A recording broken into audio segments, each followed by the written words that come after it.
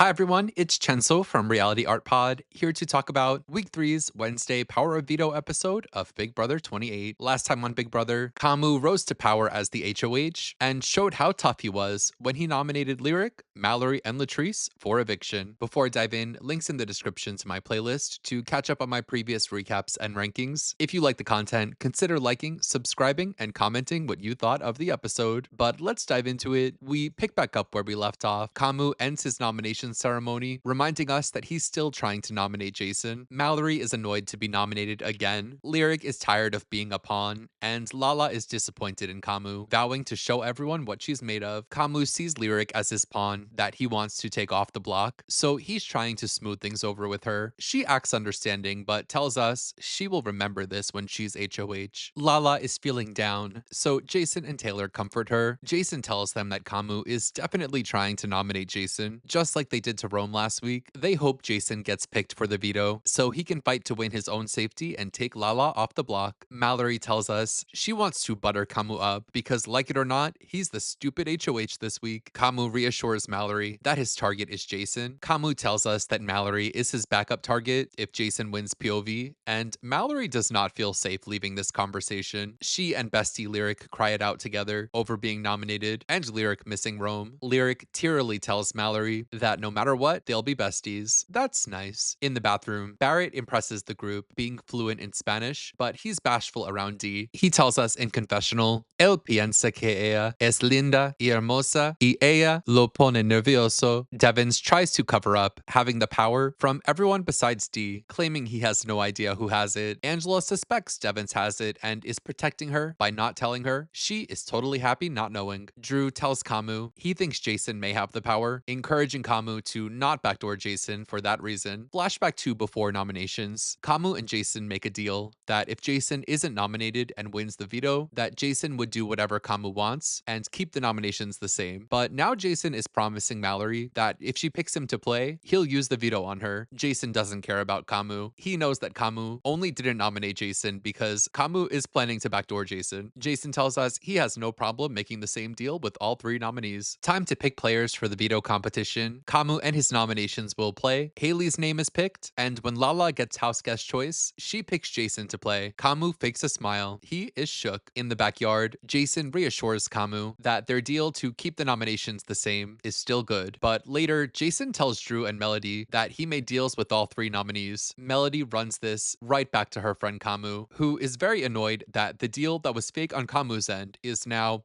fake on both ends. And he feels like Jason, who he was planning to backdoor, has now declared war. POV host Angela leads players to the time machine, where they're heading to 2051. In 2051, there are big pickles, and all the players, including HOH Queen Kamu, are wearing tutus. Angela, who looks radiant in a version of Julie's premiere dress, including the ruffle diarrhea on the shoulder, tells them that in the future, pickleball is the hot sport. Players will face off, spinning on their pickle, then dizzily hitting balls that are sent their way into targets. The player with the most points at the end of each round will eliminate their competitor and pick the next player to play. To start, Mallory chooses to face off against Lala. This competition looks so fun. Lala can't even stand up and is swinging at empty air. Rome would have cleared this, by the way. Mallory consistently hits her balls and scores a 68. Latrice scores a really pathetic and embarrassing 0 and is eliminated. Mallory chooses Jason to go next, who decides to face off against Kamu. Kamu is a natural on that pickle in his dress. Jason tells us he feels like an old lady on life alert. This is a strong matchup. Host Angela gets hit in the chest with a pickleball. Kamu beats Jason 72 to 62, so Jason is eliminated from the game. Lyric and Haley are next. Lyric tells us that back home she plays pickleball every week. She and Rome are really meant to be. Lyric looks like she's going to her kindergarten dance recital, and Haley looks like the dance instructor who still gives herself a solo in the children's dance recital. Lyric beats Haley 92 to 37. Next, Lyric sends up Mallory, who chooses Kamu as her opponent. Around the pickle they go. Kamu is no longer worried about his reputation. He tells his boys back home he feels amazing because he looks amazing. Okay. In a score of 67 to 68, Mallory wins, which means Kamu is out like his butt cheeks in that little tutu. In the final round, Littles, Lyric, and Mallory face off. Lyric is really so good at this. She tore. And by a score of 82 to 47, Lyric wins the power of veto for this week, dedicating it to Rome with a veto kiss and blow. Jason tells us he's about to make a move to make sure he's not on the block, replacing Lyric. Jason says he sees all the groups in the house, so he's going to try to create chaos to stick around. He tells Dee that he wants to help protect she and Angela by targeting Haley, Chuck, and Kamu. Dee tells us that Jason is a hot mess to be around, and she's scared to work with him because he's messy. Then Jason decides to go to Chuck and tell Chuck the same thing. He'll protect Chuck by targeting the icons, but Chuck, Dee, and Haley meet and compare notes. Jason's messy plans are exposed, like Kamu's butt cheeks in his tutu. Kamu is forming his plans against Jason, telling Dee that Jason lied to him about the veto. Dee fills Kamu in on all of Jason's other lies, so Kamu has decided to call a house meeting to address all of this. No better time to do this than at the house's planned tea party, so Mallory prepares her elegant tea party. Everyone's getting dolled up. Drew and Barrett even get into their little numbers. Everything is so sweet and divine, but upstairs, Kamu is the Grinch, preparing his speech to ruin the happiness. So at the tea party, Kamu makes his speech, starting off sweet but pivoting to calling Jason out for going against their deal, saying he made a deal with all of the nominees. Everyone is sitting awkwardly watching. Kamu tries to say Jason made a deal with Lala. Lala is mind blown by all of this. She's malfunctioning. Jason defends himself, saying he basically was just playing the game, and Jason calls out all the alliances that do exist. Kamu's trio, the icons. Angela is upset that Kamu said Jason was targeting the icons. Jason calls out the entire majority alliance, pointing at everyone in the tool shed, calling them all out for running the game. And Lala defends Jason, saying why is playing the game only bad when Jason does it, even though he had valid points. Kamu's meeting is making himself look like the guy who ruined the tea party. The tea has been spilled. Mallory's party ruined, and Jason is now activated against Kamu. Taylor just wanted to drink tea and eat a damn sandwich. A group of crows is called a murder. Late in the night, Jason is irritated, but he finds what he's looking for, the tea kettle and the spoon. Clang clang. He's found new purpose, waking everyone up. He promises Kamu he's gonna spill the tea all day tomorrow. He sleeps with his kettle. The next day, Jason is back with the kettle, announcing every time he sees anyone talking game, which was just as funny on the show as it was on the feeds. Kamu is dedicated to be unfazed and playing it off, but you know Jason is getting under Kamu's skin. Which leads us to the veto meeting, where unsurprisingly, Lyric saves herself with her veto, and Kamu nominates Jason in her place. Jason spits his tea back into his cup and takes his seat on the block. So we end the week with Jason, Latrice, and Mallory on the block, and I honestly don't know who's going home as I write this. If Jason doesn't win the blockbuster, he's kind of toast, but we were saying that last week, and he's still there clapping that kettle all week long. I actually do think Jason will win the blockbuster, and in a Mallory Lala vote, there could be a scramble right before the vote. Latrice leaving would be the better result for an interesting game, as Mallory is more of a competitor and more likely to mix things up, even in the fan vote. This episode was interesting. I could tell they agonized over telling the story of what happened with the tea party without making anyone seem like the villain and letting us draw our own conclusions, but left out of the edit were a lot of awkward silences, some strange comments on both sides, and watching this on the live feeds, I feel like Kamu made more of an ass of himself than was needed or was shown here, mainly by going on and on with his initial speech that was so cringe. I hate the way Jason was singled out and that he had to fight this battle alone. He was able to handle it on his own and could take on the whole house if he needed to, but just because someone can handle something doesn't mean they should or that it's okay. I cannot wait for tomorrow's show. You all know I love to hope. I'm hoping so much to see the power shift in this house. Another Toolshed